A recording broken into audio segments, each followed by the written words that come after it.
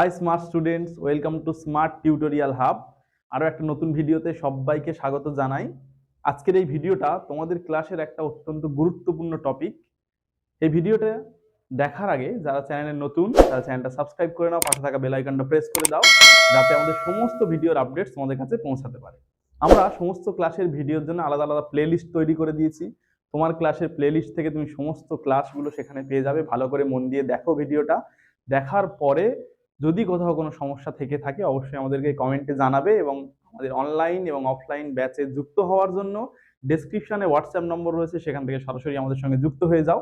এছাড়াও আমাদের যে সমস্ত সোশ্যাল মিডিয়া প্ল্যাটফর্ম রয়েছে, ফেসবুক, ইনস্টাগ্রাম, টেলিগ্রাম, সেই সমস্ত চ্যানেলে যুক্ত হওয়ার জন্য লিঙ্ক আমরা ডেসক্রিপশনে প্রোভাইড করছি, সেখান থেকে চটপট করে যুক্ত হয়ে যাও। আরেকটা কাজ তোমাদেরকে করতে হবে, সেটা কি, অনেক অনেক বেশি করে ভিডিওগুলো শেয়ার করতে হবে। আমাদের চ্যানেলের লিঙ্কটা অনেক বেশি করে শেয়ার করতে হবে, যাতে আমাদের স্মার্ট টিউটোরিয়াল হাব চ্যানেলের সদস্য সংখ্যা আমরা বাড়াতে পারি। তাহলে আর কথা বাড়াবো না, সরাসরি তোমরা ক্লাসটা খুব মন দিয়ে দেখো এবং দেখার পরে সেগুলো নোট ডাউন করো প্রয়োজনীয় জায়গাগুলো, আর নোটস পাওয়ার জন্য আর ব্যাচে যুক্ত হওয়ার জন্য আমাদের সঙ্গে যোগাযোগ করো। এবার তাহলে টেন্স আমরা যেটা করব, তোমাদের লেখার দরকার নেই, কারণ এর পুরো একটা পিডিএফ আমি তোমাদের গ্রুপে একটা একটা করে সেন্ড করব। তোমরা সেগুলো খাতাতে লিখে আনবে। লিখে আনলে কি হবে, আমার এখানে কম সময়ে আমি বিস্তারিত কাজটা করাতে পারবো। কি বললাম, বোঝা গেছে? দেখো, টেন্স টেন্স বাংলা করলে দাঁড়ায় কাল। এইবার দেখো, কাল কটা, যেটা চলে গেছে, মানে আজকের দিনটা কি, আজকের মঙ্গলবার, তাই তো? তাহলে যে দিনটা চলে গেছে আগের দিন, তাই না? এই আগের দিনটা ভদ্রলোকের ভাষায় বলা হয় গতকাল। আর আজ, তাই তো, এইটা ভদ্রলোকের ভাষায় বলা হয় আজকাল। তাহলে এটা যদি গতকাল হয় তাহলে এটা আজকাল। কিন্তু আমরা অনেকে কাল কাল যাব বা কাল গিয়েছিলাম, সেটাই। তাহলে এটা গত হয়ে গেছে বলে এটা গতকাল, এটা আজ আছে তাই আজকাল, আর যেটা ভবিষ্যতে আসবে, আগামীতে আসবে, ওটা হচ্ছে আগামীকাল। আজ এর নামই হচ্ছে কাল, ঠিক আছে? এবার ফর্মটা হচ্ছে গত, তাহলে কি হবে, গতকাল। এর কালটা মনে করো টাইটেল, নাম হচ্ছে গত, নাম হচ্ছে আজ, নাম হচ্ছে আগামী। তাহলে কি হবে, গতকাল, আজ, কাল, আগামী কাল। তাহলে কাল আমরা কটা পেলাম? কাল তিনটে পেলাম। একটা হচ্ছে কি, প্রথমে গতকাল। আর তোমাদের আবার অনেকে কাল রাত নেমে আসে, সেটা আলাদা ব্যাপার। যা লিখছি তোমাদের কোনো দূরবীন আনতে হবে। যাই হোক, ওটা কাল রাত্রিটা বোধ হয় বিয়ের পরের দিন, কি বিয়ের কাল রাত, সে তোমাদের ওসব কোনো গল্প নেই, তোমাদের একদিনে অপেক্ষা করার দরকার নেই। দেখো, তাহলে গতকাল, আজকাল, আগামীকাল হলো। তাহলে এই গতকালের দ্বারা কি বোঝাচ্ছে, অতীত বোঝাচ্ছে, তাই না? এইটার দ্বারা কি বোঝাচ্ছে, বর্তমান। আর এটার দ্বারা কি বোঝাচ্ছে, ভবিষ্যৎ, যেটা আমাদের একেবারে অন্ধকার দেখতে পাচ্ছি। হ্যাঁ, এইবার এইগুলো ভদ্রলোকের ভাষায় এর ইংরেজি নাম দিয়েছে পাস্ট, আর এই কালের কারণে বলছে টেন্স। এটাকে বলছে কি, প্রেজেন্ট টেন্স। আবার এটা হচ্ছে তোমার এই ফুতুরে, তাই তো, টেন্স। এইবার দেখো, আমি কয়েকটা বাক্য বলছি, তোমরা সেটাকে ঠিক করবে যে এর ঘরে যাবে, এর ঘরে যাবে না, এর ঘরে যাবে, ঠিক আছে? কাল আমি মামার বাড়িতে গিয়েছিলাম। কালকে আমি মামার বাড়ি যাচ্ছিলাম। পাস্ট টেন্স, তাই না? এটাও পাস্ট টেন্স, এটাও পাস্ট টেন্স। এইবার তুমি বলো, এই গিয়েছিলাম আর যাচ্ছিলাম, দুটোর দ্বারা কি তুমি একই অর্থ বোঝাচ্ছ? গিয়েছিলাম মানে কি ওটা আমার কমপ্লিট হয়ে গেছে, আর যাচ্ছিলাম মানে আমার কাজটা ঠিক চলছিল, তাই না? তাই তো? তাহলে দেখতে পাচ্ছ এখানে আমাদের শান্তি নেই, শুধু এই চারটে ভাগ করে শান্তি নেই, এদেরও আবার ভাগ হতে পারে। আবার এখানে দেখো,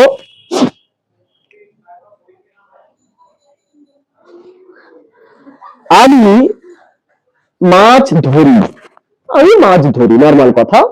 তাহলে ওটা কোন ঘরে দেবে? আমি মাছ ধরি, এটা আমার এখন বর্তমানে অভ্যাস রয়েছে। যদি ওটা আমার অতীত অভ্যাস থাকতো কি বলতাম, মাছ ধরতাম, তাই না?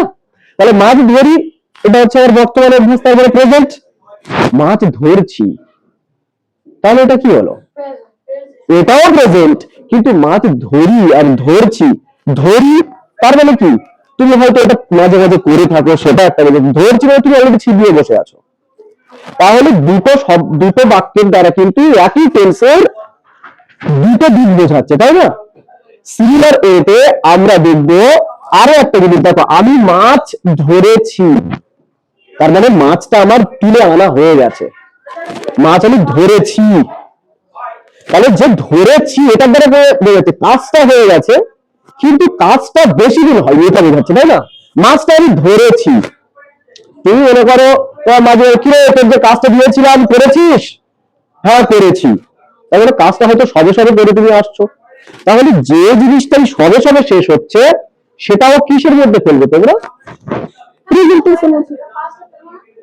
দেখো পাস্টে এইরকম পরে পুরো কমপ্লিট তার যে রেশ, তার যে ফল, কাজটা কি রে করেছিলিস? হ্যাঁ কাজটা করেছিলাম, তারপরে দেখো এই পর্যন্ত কথাটা শেষ হয়ে যাচ্ছে, করেছি, কারণ মানে এইটা বলতে হচ্ছে যে এখনো পর্যন্ত খুব বেশিক্ষণ হয়নি।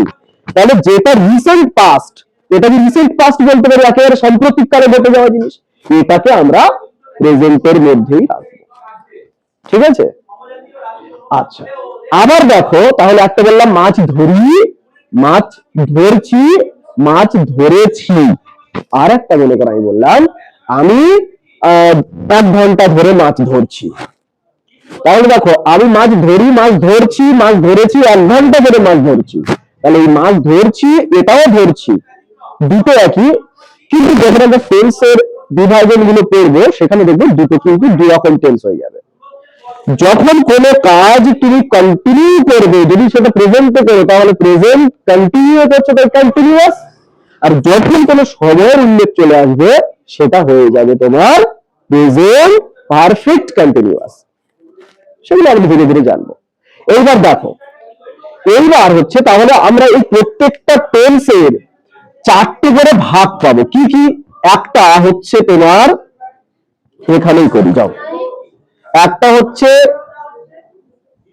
সিম্পল বা ইনডেফিনাইট, আর একটা হচ্ছে কন্টিনিউয়াস বা এটাকে প্রোগ্রেসও বলে, যাই হোক। আর একটাকে বলে পারফেক্ট, আর একটা হচ্ছে পারফেক্ট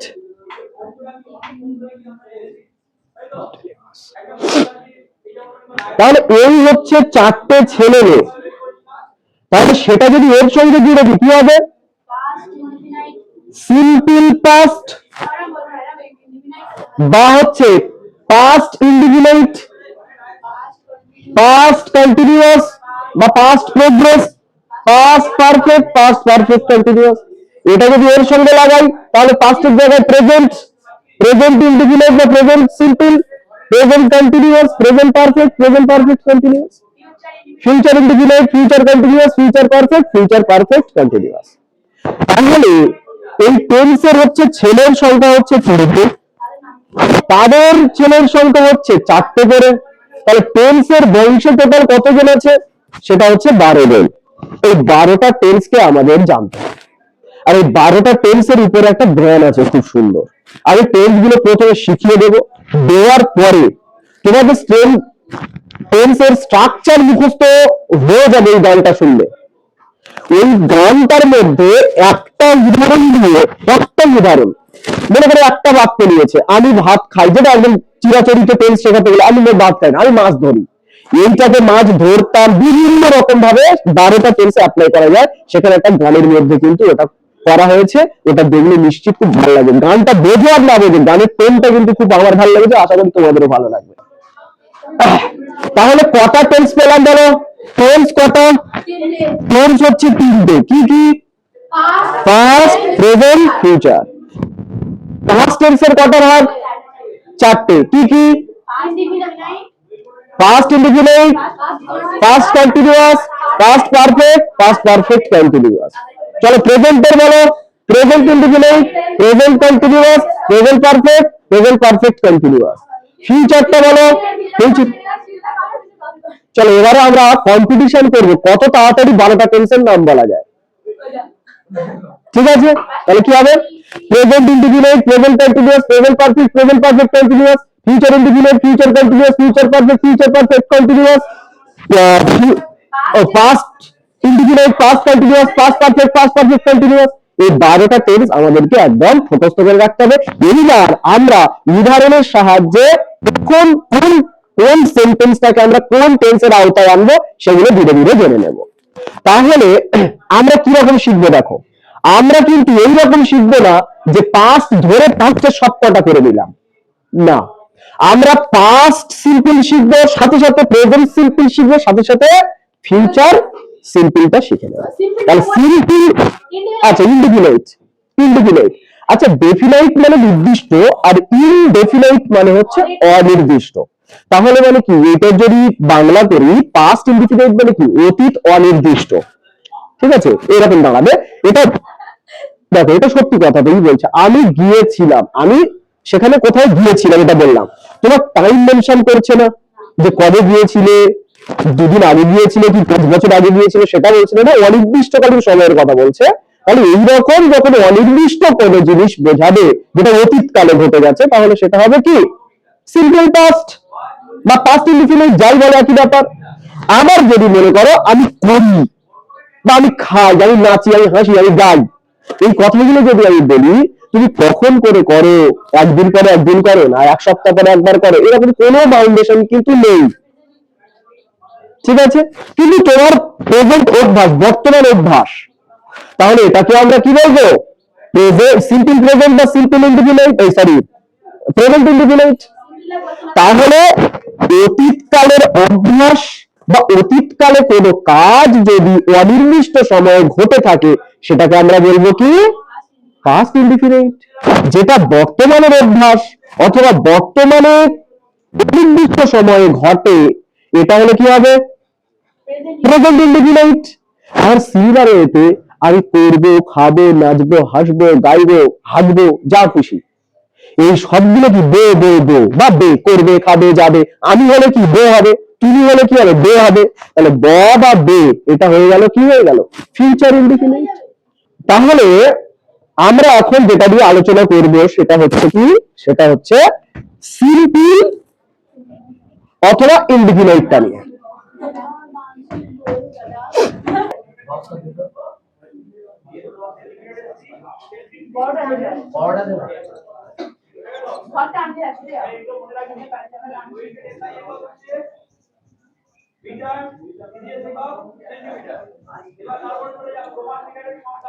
তাহলে এই সিম্পল আমরা দেখো ভালো করে এটা দেখ, আগে এটা না দেখলে তো এটা বুঝতে পারবে না, এটাকে আগে তো বুঝতে হবে, নাহলে গানটা শোনা শুধু শোনায় সার হয়ে যাবে। দেখো সিম্পল বা ইনডিফিনাইট টেন্সটা কি কি হবে? পাস্ট হবে, প্রেজেন্টে হবে, প্রেজেন্টে ইনডিফিনাইট আছে তো, আর এটা কি হবে? ফিউচার। তাহলে এই যে তাহলে আমরা এখন কি দিব? Past indefinite, present indefinite, future indefinite. আচ্ছা মনে করো আমি যদি বলি আমি চেস খেলতাম, তাহলে এইটা কোন ঘরে যাবে? আমি চেস, চেস মানে দাবা খেলা, আমি দাবা খেলতাম, পাস্টে যাবে। তাহলে আমি দাবা খেলতাম, এটা হচ্ছে পাস্টে গেল। আমি দাবা আমি দাবা খেলবো, আমি দাবা খেলবো। তোমাদের কি মনে হচ্ছে? ফিউচার তো, খেলিনি এখন খেলবো। আমি দাবা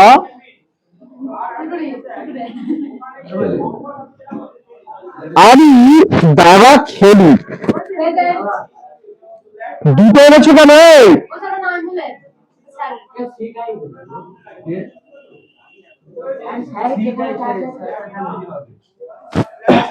এইবার দেখো, বাংলাতে আমরা যেমন বলি আমি দাবা খেলতাম, ইংরেজি ট্রান্সলেট করার সময় তোমার সেটা হয়ে যাবে আমি খেলতাম দাবা। বাংলা বাক্যের অ্যারেঞ্জমেন্ট হচ্ছে কর্তা, কর্তা, কর্ম, ক্রিয়া।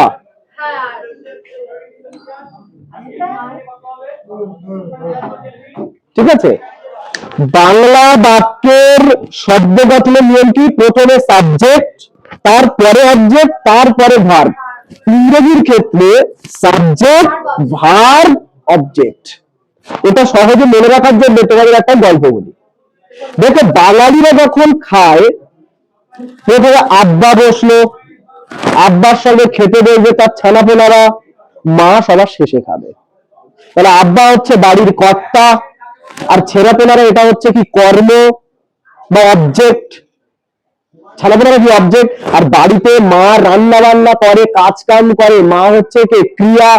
তাহলে প্রথমে কি বললো? কর্তা, কর্ম, ক্রিয়া। ইংরেজরা কেমন খায়? প্রথমে তো কর্তা বসলো, পাশে টুক করে বউটার বসাবে, তারপরে ছেলে মেয়েদের বসাবে। ঠিক আছে? হ্যাঁ, ওই বউ প্রীতি খুব।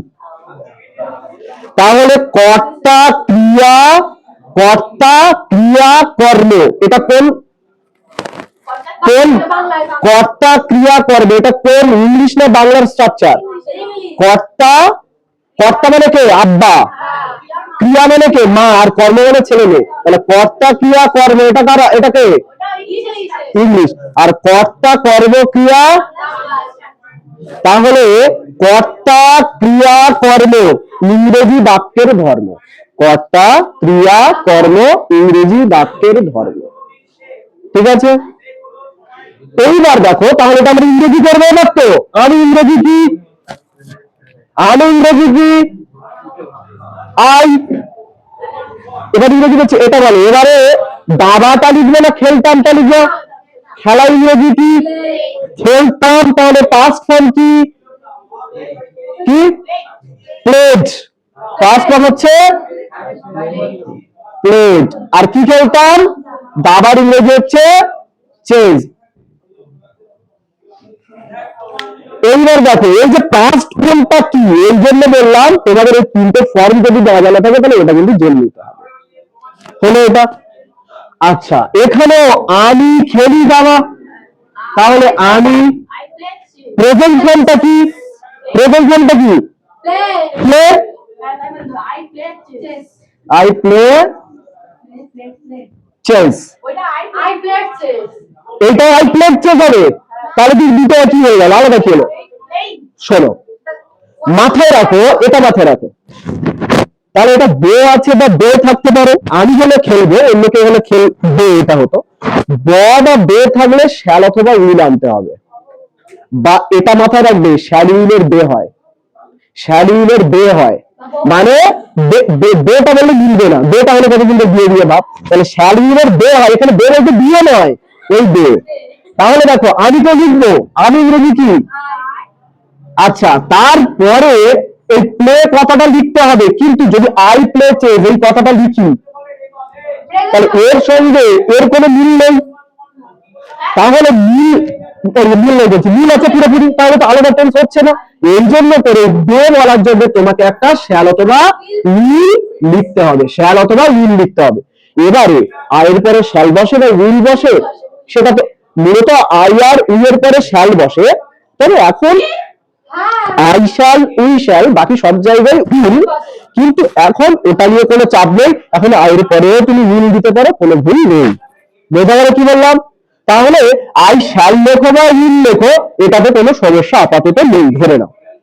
ঠিক আছে, তবে আমরা প্রতিবাদ উইল লিখলে মানে একটু কম লিখতে হবে, একটা শব্দ কম লিখতে হবে না, ডাব্লিউ আই, হ্যাঁ 4টে, আর ওখানে কটা হচ্ছে 5টা, মানে মুছে দাও, দরকার নেই।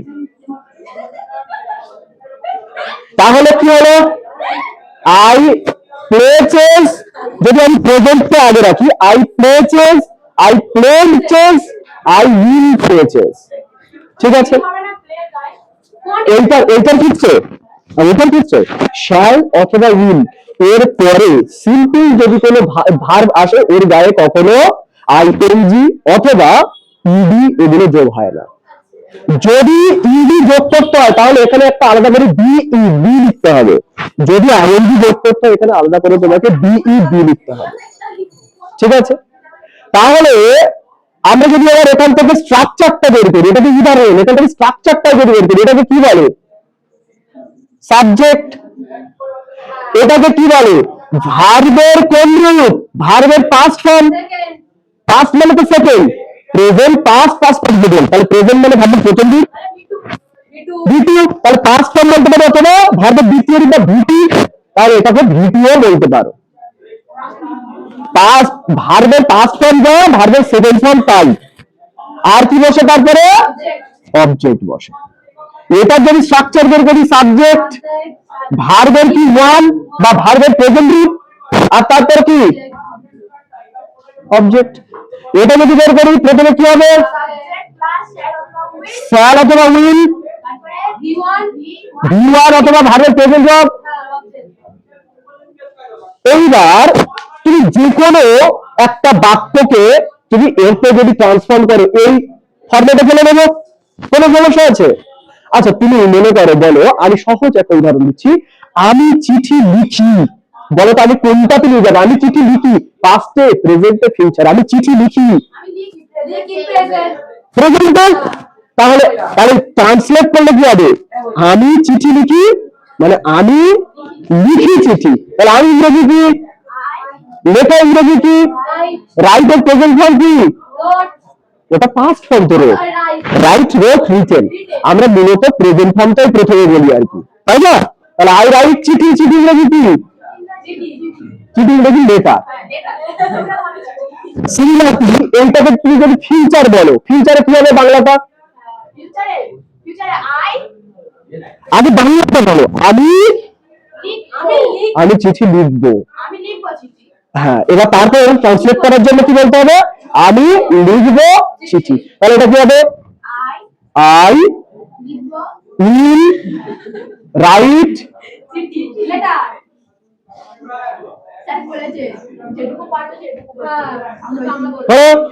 আচ্ছা, এটাকে আমরা যদি পাস্টে করি, আমি চিঠি, হ্যাঁ আমি চিঠি লিখতাম তো, বা আমি চিঠি লিখেছিলাম, আরে একটা বাক্যকে ইউজ করে, এইরকম আলাদা আলাদা করলে আবার মাথা হয়ে যাবে একটাকে, হ্যাঁ, তাহলে কি হবে, আই রাইট এর সেকেন্ড ফর্ম কি, রোট। এইবার আমি তোমাদের একটা বাক্য দিচ্ছি, সেই বাক্যটা আমি মনে করো প্রথমবারে বলে দিলাম, সেটা তোমরা বুঝে গেলে ফিউচারে আছে, তাহলে তোমাদের কাজ বাকি দুটোকে নিয়ে যাওয়া এবং তিনটে ট্রান্সলেট করা, কথা বুঝতে পারলে না বোধ হয়? ঠিক আছে, লেখো,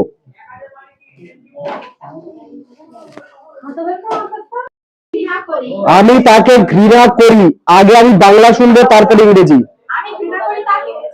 না না না, আমি তাকে ঘৃণা করি, এইটা এটা এটা কোনটাতে পড়বে, প্রেজেন্টে, বলো ওটাকে যদি আমি ফিউচারে বলি তাকে কিভাবে, আমি তাকে ঘৃণা করব, আমি যদি ওটা পাস্টে বলি আমি তাকে ঘৃণা করতাম। ওকে, চলো আগে এটা করে দিই, তারপরে এসেছিল কি ওটা পরে হবে।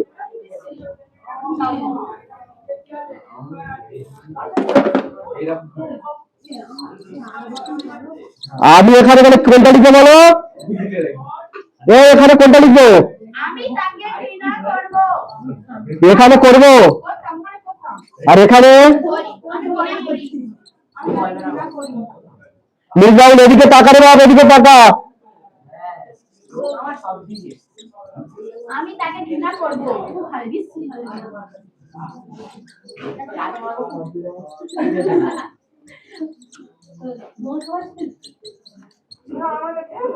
দেখো তাহলে এটাকে যদি আমি সাজাই কি হবে, আমি ঘৃণা করতাম তাকে, তাই তো? তাহলে কি হবে, আমি ইংরেজি কি আই, ঘৃণা করা ইংরেজি কি হেটের, এবারে পাস্ট ফর্ম বলতে হবে হেট, হেটেড, হেটেড। তাহলে এটা হবে কি হেটেড তাকে, এবার হিম হতে পারে অথবা হার হতে পারে, ছেলে হলে হিম হবে, মেয়ে হলে হার হবে, তাই তো? আচ্ছা, আমি ঘৃণা করি ইংরেজি কি, এই ঘৃণা করে ইংরেজি কি হেট, প্রেজেন্ট ফর্ম কি হেট,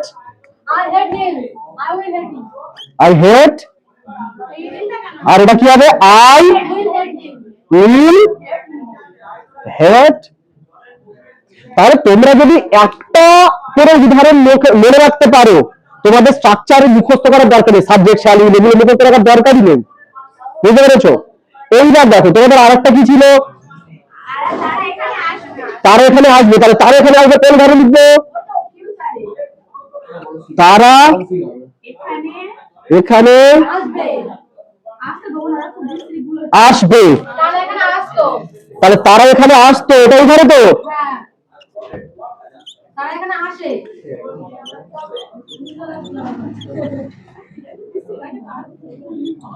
তারা এখানে আসে, তাই তো? দেখো তাহলে তারা এখানে আসতো, তারা আসতো এখানে,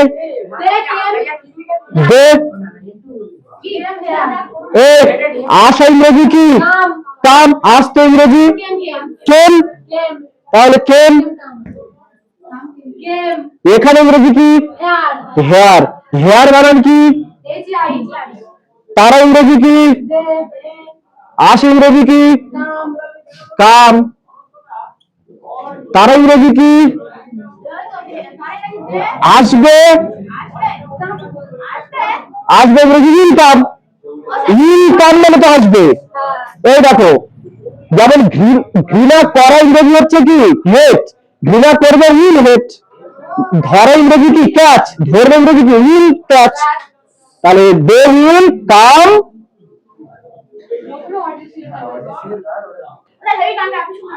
তাহলে দেখো আমরা স্ট্রাকচার মুখস্থ রাখবো, আমরা একটা করে উদাহরণ মুখস্থ রাখবো এখান থেকে, I play chess, I played chess, I will play chess, I play chess, I played chess, I will play chess, আমি ব্যাস এই কটা মুখস্থ রাখলে আমার মোটামুটি কাজ চলে যাবে। এইবার দেখো আরো কিন্তু সবে তো আমি 3টে শেখালাম, এখনো কটা বাকি বলো তো, এখনো তো 9টা বাকি, কারণ কি বলতো কন্টিনিউয়াস, এখানে কন্টিনিউয়াস করবো, তাহলে first continuous, present continuous, future continuous হবে, আবার পারফেক্ট যখন লিখবো present, past perfect, present perfect, future perfect, এরকম সব চলবে।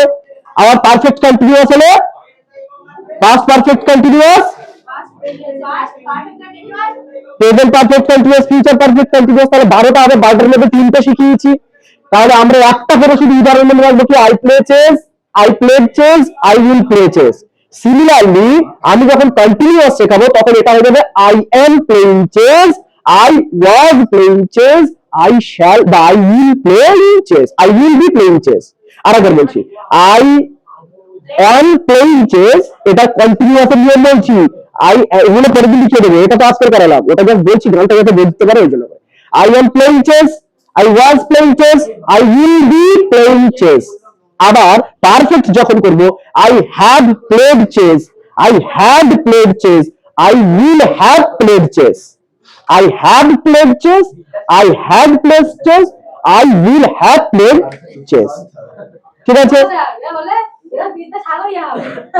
আবার যদি আমরা এটাকে শোনো, এটা যদি পারফেক্ট কন্টিনিউয়াস করি তাহলে হবে I have been playing chess, I had been playing chess, I will have been playing chess. এই হচ্ছে ব্যাপার।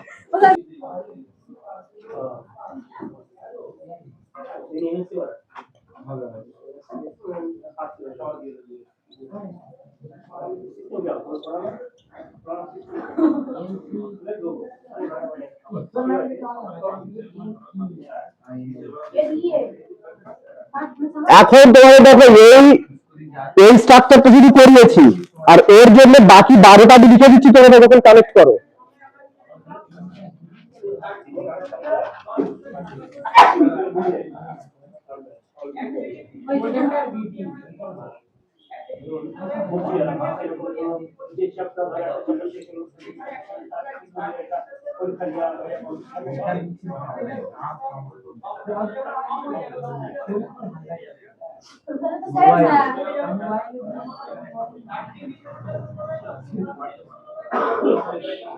হলো কি? না হয় না।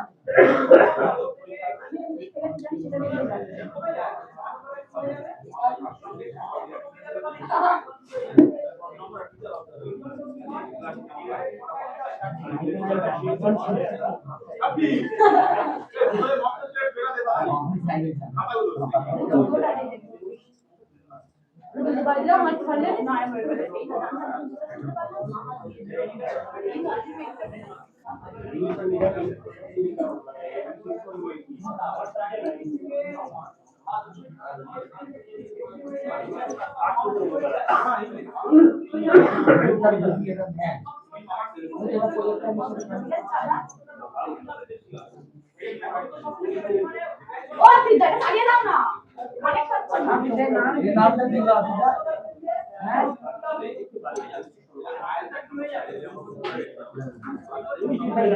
ও এই না লাগছে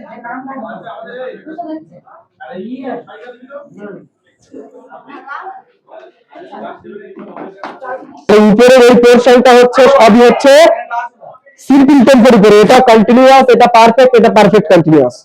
তো স্মার্ট স্টুডেন্টসরা, এতক্ষণ এই ক্লাসটা খুব মন দিয়ে দেখার জন্য তোমাকে অসংখ্য ধন্যবাদ। তোমাদেরকে আমি অন্তঃস্থল দিয়ে ধন্যবাদ জানাই যে তোমরা পড়াশোনা করছো। অনেকে আমার কাছে কমেন্ট করছো, হোয়াটসঅ্যাপে জানাচ্ছ স্যার এই বিষয়গুলো আমাদের ভালো লাগছে, অনেক কিছু বিষয় আমার সঙ্গে আলোচনা করছো। এই জন্য আমি খুব খুব খুশি হয়েছি। তোমরা এইভাবে নিজেদের পড়াশোনাটা জারি রাখো, আর ক্লাসগুলো করতে থাকো, এখান থেকে উপকৃত হও। যারা অনলাইন অফলাইন ব্যাচে যুক্ত হতে চাইছো তাদের ডেসক্রিপশন থেকে নম্বর নিয়ে সরাসরি যোগাযোগ করো। আমাদের অফিসিয়ালসরা তোমাদেরকে ভর্তি করে নেবে। অ্যাডমিশন প্রক্রিয়া এখন আমাদের চলছে। আরেকটা বিষয় রয়েছে, সেটা হচ্ছে কি, ভিডিওটা অনেক অনেক বেশি করে শেয়ার করতে হবে, যাতে আমাদের স্মার্ট টিউটোরিয়াল হাব পরিবারের সদস্য সংখ্যা আমরা বাড়াতে পারি এবং সবার কাছে আমরা পৌঁছে যেতে পারি। আমাদের যে শিক্ষামূলক কার্যক্রম, এটাকে অনেক দূর বিস্তৃত করতে পারি। একটা জিনিস মনে করবে, তুমি কিন্তু আমাদের এই প্রতিষ্ঠানের, আমাদের এই পরিবারের একটা গুরুত্বপূর্ণ স্টেক হোল্ডার, একটা গুরুত্বপূর্ণ সদস্য। তোমাকে প্রয়োজন আমাদের জন্য। তাহলে এই চ্যানেলটা আমাদের নিজেদের সবার, আমরা সবাই মিলে অনেক বড় করে গড়ে তুলবো এবং সবার জন্য অনেক কিছু বিষয় কিন্তু থাকছে। তোমরা পরপর বুঝতে পারছো আমরা কত কাজ করছি, তোমার জন্য কতগুলো ইনিশিয়েটিভ নিচ্ছি। সবাই খুব ভালো করে পড়াশোনা করো, মন দিয়ে পড়াশোনা করো, অনেক অনেক ভালো রেজাল্ট করো, আর তোমাদের রেজাল্টগুলো সবসময় আমাদের জানাবে। যা যা বিষয়ে সমস্যা রয়েছে কমেন্ট করো, সরাসরি হোয়াটসঅ্যাপ নম্বর রয়েছে, ওখান থেকে অফিসিয়ালদের সঙ্গে যোগাযোগ করো, প্রয়োজনে তাদের থেকে আমার নম্বর নিয়ে নাও, আমার সঙ্গে যোগাযোগ করো। কোন কোন সাবজেক্টে তোমাদের সমস্যা আছে সেগুলো কিন্তু জানাতে ভুলো না। সবাই ভালো থাকবে, সুস্থ থাকবে, নিজের খেয়াল রাখবে। Thank you.